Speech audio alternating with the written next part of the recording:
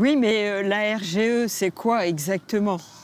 C'est ce qui concerne que les chaudières ou... Et pour savoir comment acheter et consommer d'une façon plus éthique par rapport à l'environnement. Alors, pour moi, reconnu garant de l'environnement, ça pourrait être plutôt rassurant. Aujourd'hui, Consomag met l'accent sur la mention RGE, autrement dit reconnu garant de l'environnement. Une des conditions sans laquelle le particulier ne peut obtenir les aides de l'État à la rénovation énergétique. Ainsi, si vous voulez changer votre chaudière, installer une pompe à chaleur ou encore refaire l'isolation de votre toiture, cette mention peut vous rendre éligible au crédit d'impôt pour la transition énergétique et à l'éco-prêt à taux zéro, entre autres.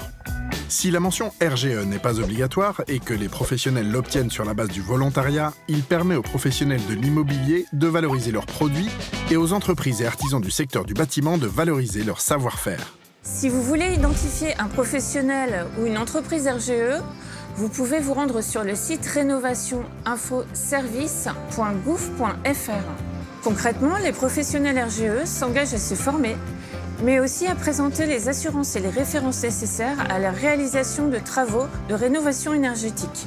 A priori, c'est donc un gage de qualité du travail réalisé. Pour obtenir ce label, les professionnels doivent effectuer une formation agréée dans leur secteur. Il faut aussi savoir que cette qualification est valable 4 ans et qu'elle doit être actualisée afin d'être conservée. Mais attention, car des abus existent. Des professionnels se disent RGE mais ne le sont pas. À vous d'être vigilant. Par exemple, en cas de démarchage d'un artisan, avant de signer un contrat, prenez bien le temps de vérifier que cette mention existe.